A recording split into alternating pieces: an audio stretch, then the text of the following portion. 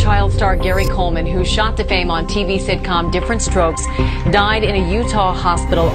O pequeno ator Gary Coleman era uma estrela mundial. Nos anos 80, suas grandes bochechas, seu jeito esperto e seu bordão conquistaram o coração de milhões de pessoas. Na constelação de estrelas mirins, ele era o que mais brilhava. Mas no auge de sua fama, ele é atormentado por problemas de saúde. Diversos médicos, diversas hospitalizações. E quando sua carreira estagna, ele vai parar nas manchetes pelos motivos errados. Filing bankruptcy was my only reasonable alternative. Ele ganha a reputação de ser cabeça quente e uma série de prisões acabam acontecendo. Gary, what happened yesterday? As pessoas não o deixavam em paz. E a raiva dele aumentava.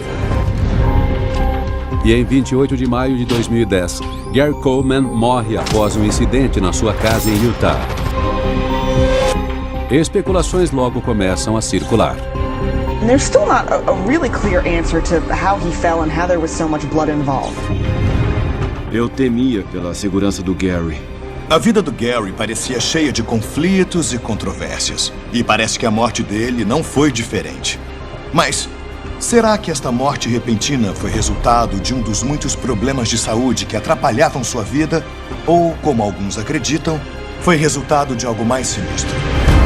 Autópsia de famosos. Gary Coleman. O Dr. Michael Hunter é um renomado patologista forense. Ele já realizou mais de 4.000 autópsias. E hoje ele é o legista-chefe de uma das maiores cidades dos Estados Unidos. Trabalhando junto com as autoridades, o Dr. Hunter é especialista em desvendar a causa de mortes misteriosas. O Gary Coleman morreu sob circunstâncias misteriosas. Será que esta é apenas a história triste de uma estrela mirim que teve problemas? Ou será que tem algo mais? Usando todos os registros médicos e policiais disponíveis, eu vou analisar os últimos dias e horas da vida do Gary para determinar exatamente o que aconteceu com ele. 25 de maio de 2010, Santa Queen, Utah, 3 dias antes da morte de Gary. Gary está em casa brincando com seus trenzinhos. Ele tem esse hobby desde criança. O Gary era apaixonadíssimo pelos trens dele. Então, muitas e muitas vezes, ele ficava horas e horas imerso naquilo, criando outro espaço, outro reino para os trenzinhos dele. Então, ele adorava tudo aquilo. Gary mora com sua ex-mulher, Shannon Price, 18 anos mais nova. Eles se casaram em 2007 e se divorciaram um ano depois. Mas, apesar do romance conturbado, eles continuaram juntos. Nos últimos anos, Gary não tem conseguido mais papéis e diversas contas médicas por causa de uma série de problemas de saúde o deixam à beira da falência. Uma olhada inicial no histórico médico do Gary me mostra que ele teve diversos problemas de saúde durante grande parte da vida. Determinar se algum desses problemas contribuiu para a morte dele não vai ser fácil. Gary Wayne Coleman nasce em Zion, Illinois, em 8 de fevereiro de 1968. Seus pais, W.G. Coleman e Edmonia Sue, vieram de uma vida humilde numa área rural do sul. O casal trabalhava junto numa lavanderia num hospital de Chicago e estudava à noite para dar uma vida melhor para o filho. Well, it's that time of the year when you can get a Hubert doll at the Harris Bank. O pequeno Gary mostra talento como ator. E em 1977, com 9 anos, ele estrela um comercial para um banco de Chicago.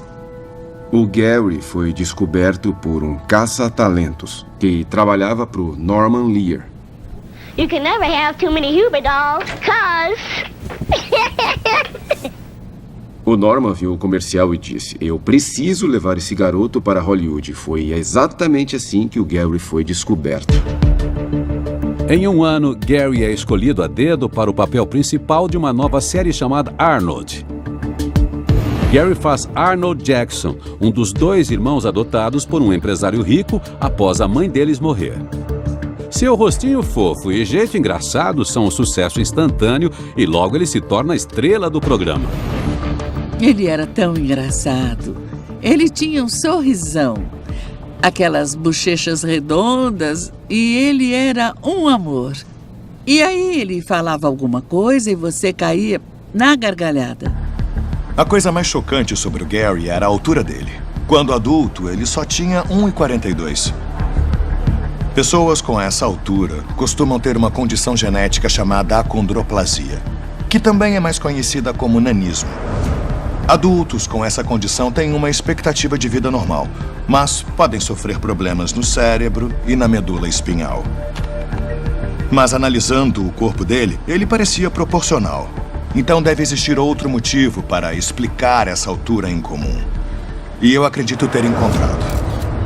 A infância do Gary parece ter começado normalmente, mas com 22 meses, vejo que ele foi diagnosticado com nefrite, que é uma doença renal congênita e potencialmente fatal. Ela é causada por um bloqueio do uréter, que é o tubo responsável por levar a urina dos rins para a bexiga. Essa obstrução faz com que a urina volte para os rins, o que destruiu completamente um deles e danificou muito o outro. Sem um transplante renal, o Gary não sobreviveria por muito tempo. 18 de dezembro de 1973. Gary tem 5 anos de idade. Após 2 anos de espera, um doador finalmente é encontrado. Ele passa por uma cirurgia de 7 horas para realizar o transplante.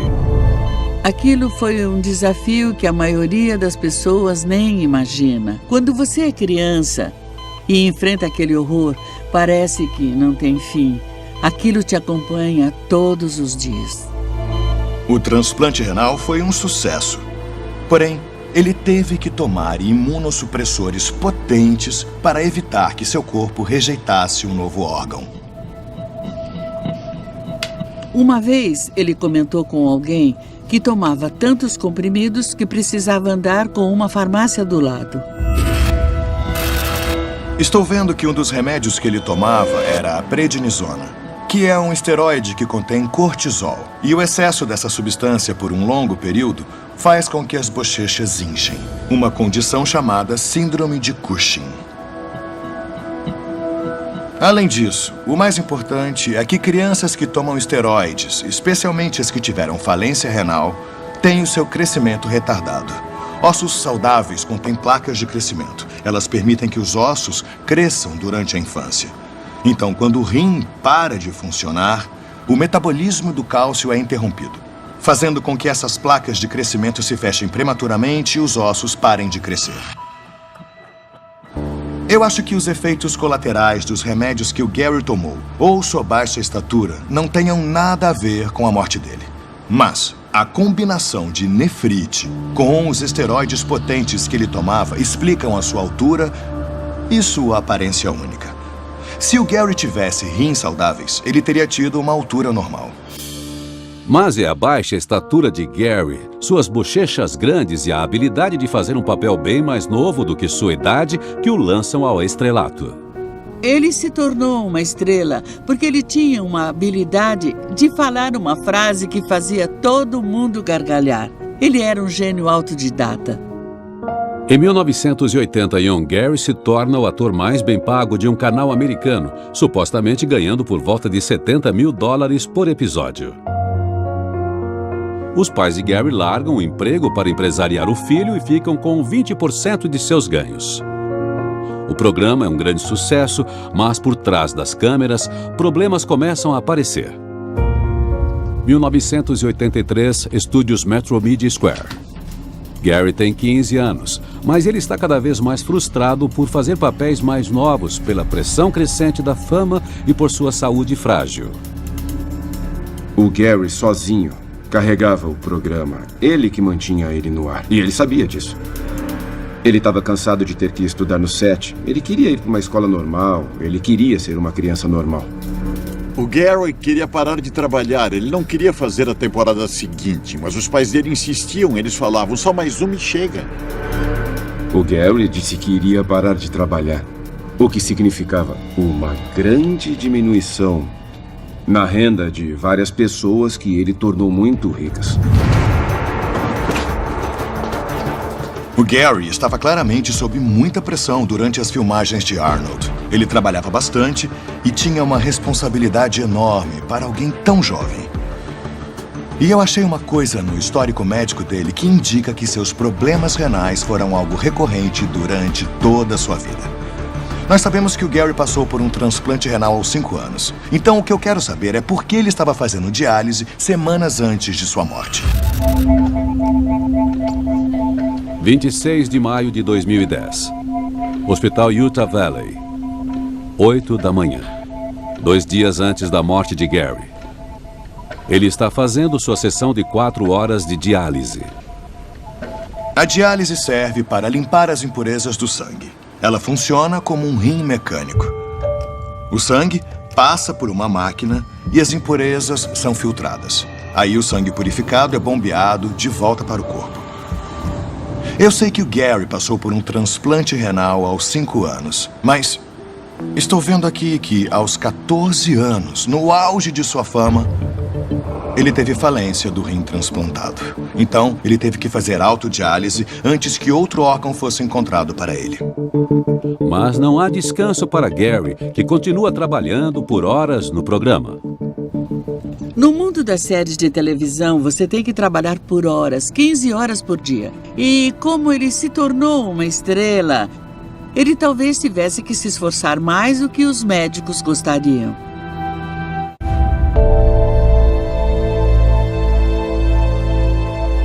Em 1984, Gary recebeu um segundo transplante, mas este transplante só durou por 13 meses. E na véspera de Ano Novo de 1985, ele teve que retirar esse rim transplantado. Isso significava que ele não tinha nenhum rim funcionando. E explica por que ele estava fazendo diálise dias antes de sua morte. O Gary ficou tão abalado por ter perdido aquele segundo rim que ele não estava a fim de tentar outra vez. Ele não sentia que a ciência tinha se desenvolvido bastante para garantir que ele não teria que se despedir de mais um outro rim. Perder um órgão transplantado é muito traumático. O Gary passou por isso 2 vezes, então deve ter sido tão difícil para ele, porque a alternativa que ele optou, fazer diálise para o resto da vida, é uma prova dessa perda que ele sentiu quando esses 2 transplantes não deram certo. Daí em diante, Gary faz diálise para o resto de sua vida. Desde que eu o conheci, ele fazia diálise 3 vezes por semana. E tudo girava em torno da diálise. Mas ele não reclamava dessas coisas. Ele enfrentava o que tinha que enfrentar, o que era uma parte interessante da personalidade dele. Ele não esperava que tivessem compaixão.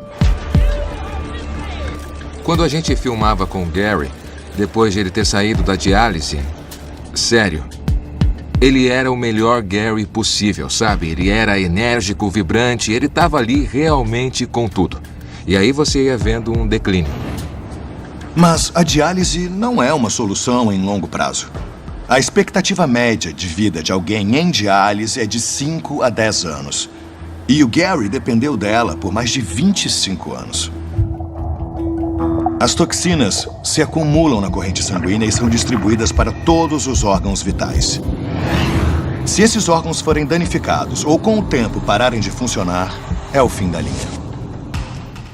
3 dias da semana, pela vida toda, ele ficava lá, sentado com um tubo enfiado no peito, tendo que fazer a diálise. E deve ter sido difícil pra caramba conviver com isso. Infecção é outro risco da diálise, porque ela requer acesso frequente à corrente sanguínea. Pessoas que fazem diálise por muito tempo costumam ter canais vasculares criados cirurgicamente para permitir um acesso mais fácil à corrente sanguínea. Isso acontece porque as veias romperiam após tantas picadas com agulhas. Esse método também é eficaz para diminuir o risco de infecção. E o Gary ficou em diálise por 25 anos. Então, obviamente, este é o tipo de forma de acesso vascular que eu esperaria encontrar. Porém, em 2009, 1 ano antes de sua morte, o Gary estava usando um cateter, que é um método de acesso em curto prazo. Não costuma ser recomendado que ele seja usado por mais de 3 semanas. Não tenho informações sobre o porquê disso, mas suspeito que tenha sido por um problema no canal vascular criado cirurgicamente. Então, um cateter foi a única alternativa disponível. Ele sempre tomou muito cuidado para ter certeza de que tudo e todos estivessem limpos, para que ele não pegasse nenhuma infecção. Isso sempre foi uma grande preocupação para ele. Estudos mostram que pacientes que usam o método do cateter ao invés de outras técnicas para ter acesso ao sangue sofrem um risco muito maior de morrer de infecção.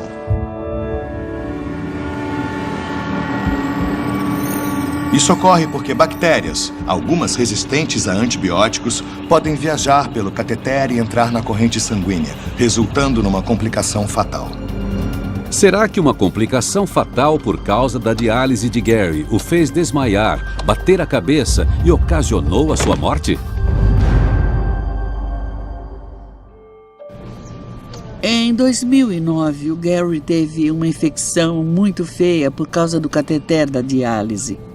E ela nunca foi realmente curada. Era doloroso e isso sempre o incomodava. Tinha que tomar muito cuidado. Ele estava fazendo um filme no Texas, fez a diálise e ficou doente. Teve uma infecção que durou semanas. Embora o Gary tenha tido diversas infecções durante a vida por causa da diálise, não há nada nos registros médicos que sugiram que a morte dele tenha sido relacionada a uma infecção via cateter ou qualquer outro tipo de complicação. Está claro que o Gary levava a diálise muito a sério. E sem ela, ele teria morrido muito mais jovem. Era uma coisa que ele precisava fazer para sobreviver. Não tinha nada o que se discutir sobre isso. 26 de maio de 2010. 12h40. Esgotado após sua sessão de 4 horas de diálise, Gary volta para casa e encontra sua parceira Shannon na cama, vendo TV. Uma das grandes complicações de não ter rins que funcionam é o aumento do risco de uma doença cardiovascular. O estresse também é um grande fator que contribui para doenças cardíacas e sabemos que o Gary estava sob bastante estresse. A popularidade de Gary aumenta, assim como seu trabalho. Sua agenda é exaustiva. Ele não trabalhava só na série Arnold. O Gary trabalhava o ano todo. Ele basicamente trabalhava sem parar. E ele ainda tinha que lidar com as suas limitações físicas e seus problemas de saúde. E todas essas coisas eram, sem dúvida, muito intimidantes para ele, por assim dizer. As frustrações de Gary chegam ao ápice e ele começa a exigir mais liberdade para o seu personagem. O Gary começou a falar bem mais sobre o descontentamento dele, sobre se sentir meio preso. Ele queria ter uma voz mais criativa no processo de criação e nas falas do programa. O Gary fazia um personagem bem mais novo do que ele, então enquanto na vida real ele estava crescendo emocionalmente e fisicamente, na TV ele estava estagnado. Isso deve ter criado um grande conflito interno nele. Ele era um jovem adulto que era visto como uma criança por todos ao seu redor. A insistência de Gary em usar sua idade real faz a audiência cair. E em 1986, Arnold é cancelado. Quando a série Arnold acabou, o Gary quis se aposentar do showbiz. Ele estava esgotado. Alcançar a fama quando criança e ter que lidar com essa autocompreensão amplifica essa noção de não ter uma vida privada e também pessoal. É algo que pode ser muito ruim, não só no momento, mas depois, como adulto também. Para uma estrela mirim, quando o trabalho não é mais divertido, tem pessoas em volta dela que a pressionam para continuar. Então, o ressentimento cresce. Aquela sensação de estar perdendo a infância pode se manifestar como uma coisa que se dane tudo. Mas não é só a pressão de ser uma estrela mirim que cobra o seu preço. Quando Arnold acaba, estima-se que Gary tenha acumulado uma fortuna incrível de 18 milhões de dólares. Quando Gary fez 18 anos, grande parte da grana que ele esperava ver na conta dele simplesmente não estava lá. Gary acredita que seus pais e assessores o enganaram em relação ao seu suado dinheiro. Acho que os pais do Gary assim como qualquer um faria, não pensaram que, ei, nós precisamos guardar uma grana porque algum dia esse rio de dinheiro vai secar. Em 1993, Gary processa seus pais com sucesso, mas após as custas legais, ele supostamente volta para casa com menos de $500 mil. O Gary acabou processando os pais dele, pois acreditava que eles administravam mal o seu dinheiro.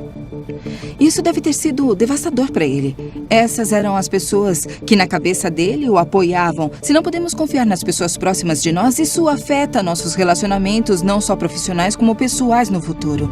Mas as questões financeiras de Gary são só o começo. Seus problemas de saúde constantes continuam a atormentá-lo.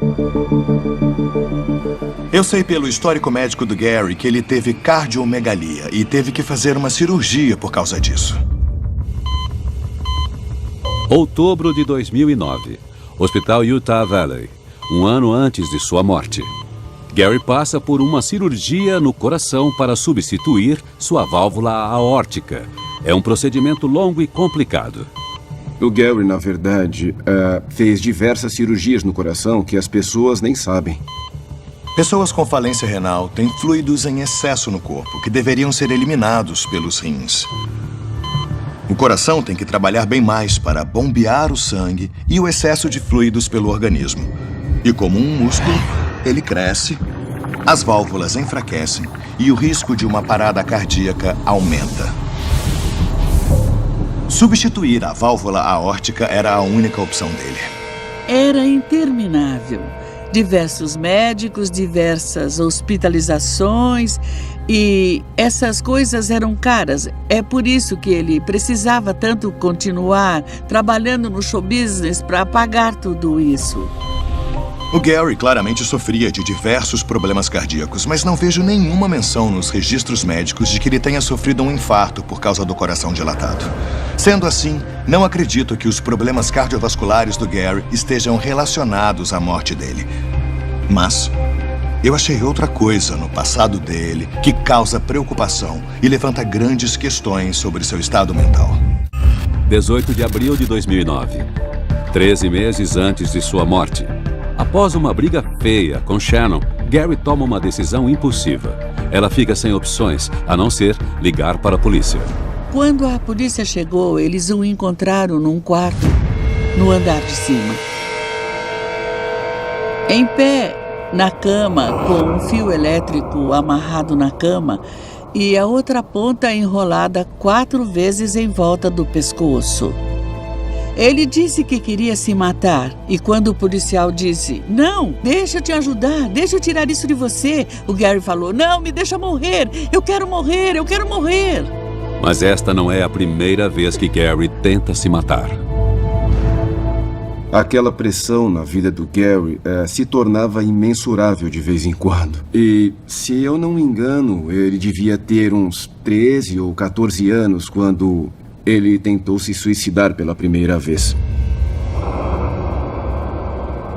Era mais do que ele podia aguentar, ter que levantar todas as manhãs e enfrentar os problemas de saúde junto com toda a pressão de ser Arnold Jackson.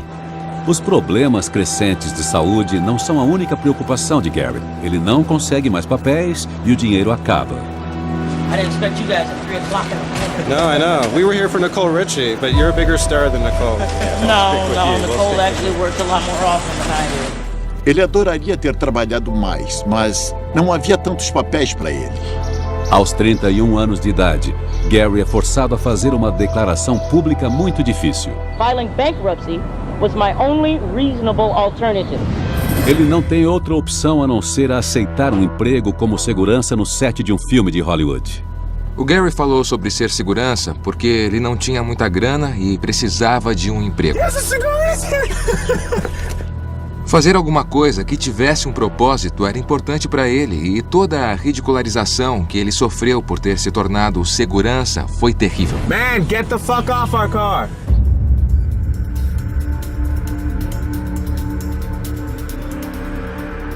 As pessoas reagiam como se ele fosse aquele personagem icônico, o Arnold.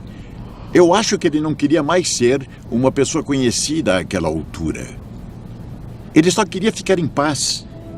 Ser uma das maiores estrelas dos Estados Unidos e ter que trabalhar como segurança deve ter sido extremamente difícil para o Gary. Deve ter afetado o ego dele e a autoestima. Ele queria ser visto como a pessoa que era. Ele queria se distanciar daquele personagem infantil do Arnold Jackson. Só que o público se prendia a isso. Todas essas coisas causaram uma tempestade perfeita em que não importava a direção que ele olhasse, ele ficava deprimido, ele ficava triste e queria fugir. Em 2010, a estrela mirim Gary Coleman morre após desmaiar e bater a cabeça em sua casa em Utah. Ninguém sabe com certeza como aconteceu a pancada fatal. Agora, o patologista forense Dr. Michael Hunter está investigando e descobriu indícios de que Gary possa ter tirado sua própria vida. Eu já descartei complicações por causa da diálise e problemas cardíacos como a causa direta da morte do Gary. Porém, eu descobri que ele tem um histórico de tentativas de suicídio que começa em 1982. Eu vejo que ele tentou se matar novamente em julho de 2007. Ele ligou para a polícia e informou que tinha tomado uma overdose de oxicodona e queria morrer.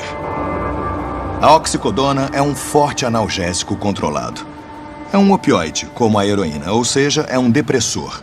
Se você tomar demais, o cérebro desliga e o corpo se esquece de respirar. Será que o Gary tomou tantos comprimidos que desmaiou, caiu e bateu a cabeça? 26 de maio, 12h48, 2 dias antes de sua morte. Shannon pede para Gary descer e fazer algo para ela comer. Pouco tempo após ele sair do quarto, ela escuta um barulho alto e logo vai investigar. Shannon encontra Gary caído no chão da cozinha com sangue escorrendo de sua cabeça.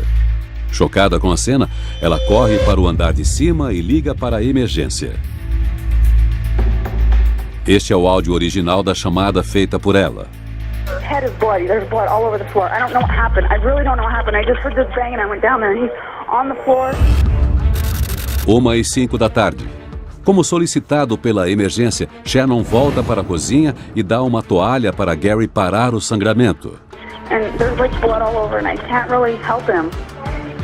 I have seizures. If I get stressed out, I'm gonna seize. I got blood on myself. I can't deal. 1h15 da tarde. Um policial é o primeiro a chegar no local. Ele cuida do ferimento de Gary enquanto aguarda os paramédicos. Gary está pouco consciente e não se lembra do que aconteceu. 1h30 da tarde. Gary consegue andar com auxílio até a ambulância. Ele é levado às pressas para o hospital. Lendo o relatório da polícia, vejo que o Gary teve uma laceração de 5 centímetros atrás da cabeça. Esse tipo de ferimento é bem inconsistente, com uma simples queda. Entretanto, eu acho que essa queda não teve nada a ver com o Gary ter tomado analgésicos controlados, já que eu não achei nenhum sinal de oxicodona nos relatórios da investigação. E mais importante ainda, há relatos de antes das tentativas de suicídio que indicam que o Gary nunca quis realmente tirar a própria vida. O Gary veio até mim e disse: "Ei, eu tomei um monte de comprimidos e... Eu tentei cometer suicídio. Então, será que o Gary estava querendo atenção? Com certeza sim. Se ele realmente tomou alguma coisa que poderia causar a morte, não. Eu acho que foi só um pedido de ajuda, sabe? Por causa do estado de depressão em que ele vivia." Se o desânimo do Gary era genuíno, sem dúvida. Se o desespero dele era real, sem dúvida. Se ele realmente queria morrer, não. Acho que tentativas de suicídio devem ser levadas a sério. A noção de que talvez tenha uma parte da pessoa que ainda queira viver é com certeza real para muita gente, mas chegar ao ponto em que o único jeito de comunicar a sua tristeza é declarar em voz alta essa ideia de que eu preferia estar morto do que me sentir desse jeito é uma coisa que ele estava dizendo alto e claro várias e várias vezes. 27 de maio, meio-dia. 24 horas antes de sua morte. Gary está se recuperando em um hospital há 24 horas, mas os médicos ainda o monitoram de perto. Naquele momento, o Gary estava consciente e lúcido e se recuperava do ferimento na cabeça. O estado de saúde dele não me daria nenhum motivo de preocupação. 4 da tarde, 20 horas antes de sua morte.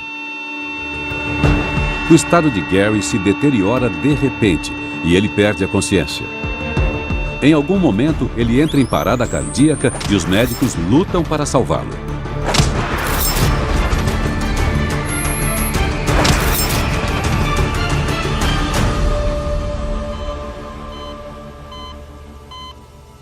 O coração dele volta, mas Gary agora não consegue respirar sozinho e é colocado em aparelhos.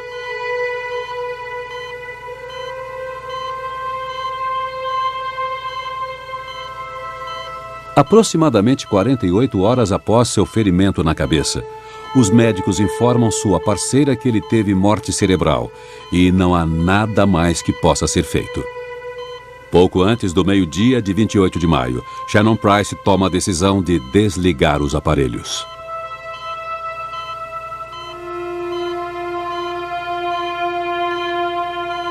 Ao meio-dia e 11, Gary Coleman morre, com sua parceira Shannon e sua família ao seu lado. Former child star Gary Coleman, who shot to fame on TV sitcom Different Strokes, died in a Utah hospital on Friday. He was 42. Eu estava no meu hotel em Londres. O meu telefone tocou e era um programa de TV querendo que eu comentasse. Eu disse, do que é que estão falando? Bom, ele está num hospital. E aí, durante a conversa, ela disse, ele morreu. E foi uma surpresa. E foi muito triste. No momento em que eu descobri que ele faleceu, dizer que eu fiquei devastado, acho que não seria o bastante. Eu estava no meu escritório e foi triste. Fiquei muito triste. Não foi inesperado, mas com certeza foi triste. Tinha alguma coisa, sabe, muito, mas muito errada. É surpreendente que o Gary tenha ido de uma condição estável após uma queda para o óbito em uma questão de dias. Então, se eu realmente quiser desvendar o mistério sobre a morte do Gary, eu preciso responder duas questões cruciais. Primeira, por que o estado do Gary se deteriorou tão rápido no hospital? E segunda, por que ele sofreu a queda para começar? Para responder a primeira questão, achei um documento oficial liberado pelo hospital que diz que ele sofreu uma hemorragia intracraniana, que é um sangramento no cérebro. Veias minúsculas entre a superfície do cérebro e sua membrana externa se rompem, fazendo o sangue se acumular. A pressão aumenta, comprimindo o tecido cerebral, e se não for tratada rapidamente, pode levar a danos cerebrais e à morte. Só que o Gary recebeu cuidados médicos rapidamente. E uma hemorragia intracraniana não é uma sentença de morte. Então, por que ele morreu? Eu acho que a resposta está relacionada aos problemas cardíacos dele. Após uma cirurgia como a de substituição da válvula aórtica, os pacientes costumam tomar remédios para afinar o sangue pelo resto da vida. E isso pode tornar até as menores lesões na cabeça algo fatal. A hemorragia interna é bem mais difícil de ser controlada porque o sangue perdeu a habilidade de coagular. Mas eu ainda não sei o que causou o ferimento que acabou levando Gary à morte. Alguns apontaram o dedo e culparam a pessoa mais próxima dele. Com a animosidade e o espírito dominador dela, Ele deveria ter fugido e se escondido. A situação financeira deles era muito ruim. Alguns dizem que ele valia muito mais para ela morto do que vivo. Eu nunca a perdoei por desligar os aparelhos. Não tinha o direito e fez isso muito rápido. Para entender corretamente como Gary morreu, eu preciso resolver o mistério de como ele sofreu o ferimento na cabeça. Alguns acreditam que o ferimento foi resultado de uma briga com sua parceira Shannon. Não seria a primeira vez que o casal se agredira. Eles não foram felizes por muito tempo. Eles brigavam como crianças. O relacionamento conturbado do casal faz com que ambos sejam presos por violência doméstica. Gary Coleman sits in the Utah County Jail tonight. He was arrested on a domestic violence assault-related charge. Ela era forte, era dominante. Eu acho que ela era parte do relacionamento que talvez não fosse o melhor pro Gary, porque ele meio que a deixava controlar ele. Após Gary morrer, rumores logo começam a circular. Até a imprensa norte-americana especula sobre a causa de sua morte. And there's still not a really clear answer to how he fell and how there was so much blood involved. O relatório da polícia diz que eles questionaram a Shannon Price sobre o incidente e que policiais vasculharam a cozinha em busca de sinais de crime. Como houve um trauma na cabeça, o legista conduziu uma investigação, mas não encontrou nada suspeito. Ou seja, vou descartar violência doméstica como causa da morte do Gary. Mas finalmente achei a pista que eu estava procurando. E ela vem do próprio Gary em imagens feitas pouco antes dele morrer. Nelas, ele afirma que prescreveram fenitoína para ele, que é um remédio anticonvulsivante. Do mesmo jeito que um disjuntor cai quando é sobrecarregado, convulsões são causadas por uma sobrecarga elétrica no cérebro. Neurotransmissores disparam mensagens num ritmo muito mais alto. O cérebro não consegue acompanhar e se desliga. Janeiro de 2010. 5 meses antes da morte de Gary. Ele está se recuperando num hospital após ter uma convulsão no hotel de Los Angeles. Ele está na cidade para promover o que seria seu último filme. Ele saiu no dia seguinte e ele estava muito fraco.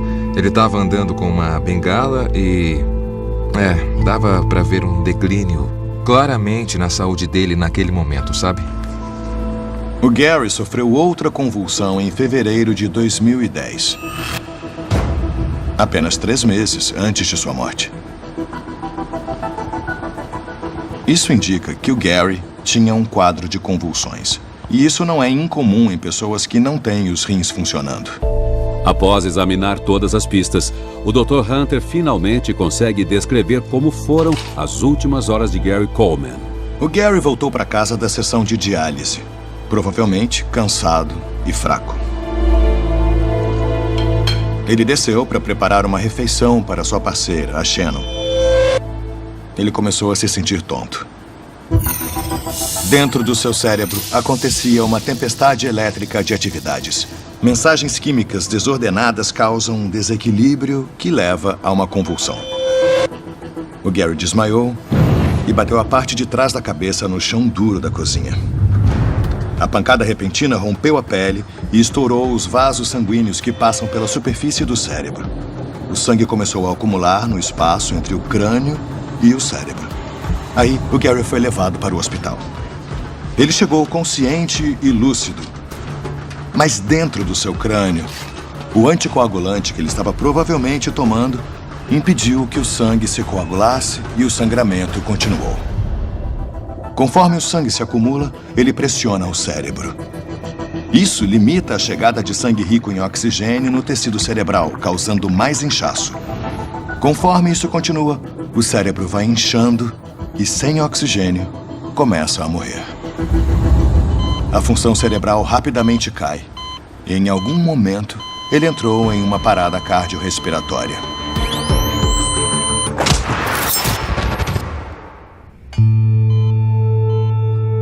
O Gary teve morte cerebral.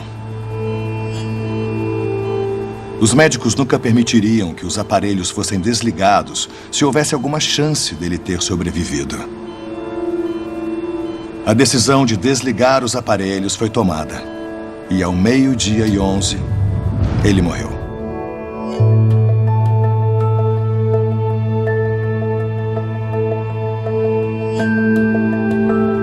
O Gary era um lutador. Ele queria viver. Ele aproveitava a vida. Mesmo com todos os desafios, ele não estava pronto para partir. A gente espera tanto das crianças que trabalham nessa indústria e aí, depois que elas crescem, às vezes ela é cruel e esse é o lado trágico da fama. A grande ironia da vida de Gary é que ele sempre será lembrado pelo personagem que ele queria esquecer. Acho que ele nunca falou nada de positivo sobre aqueles anos fazendo Arnold, para mim. Acho que foi um tormento para ele. E acho que isso é muito triste. Mas para seus amigos e fãs, Gary Coleman sempre será o adorável Arnold Jackson. Eu adoraria que o Gary fosse lembrado como alguém que realmente nos divertia e como alguém que nos dava esperança com o seu programa. Esse é o legado do Gary. Acho que, sem dúvida, ele deu isso para todos nós e esse é o maior presente que qualquer artista ou qualquer ser humano pode deixar para nós apreciarmos. Versão brasileira, Vox Mundi. Potato.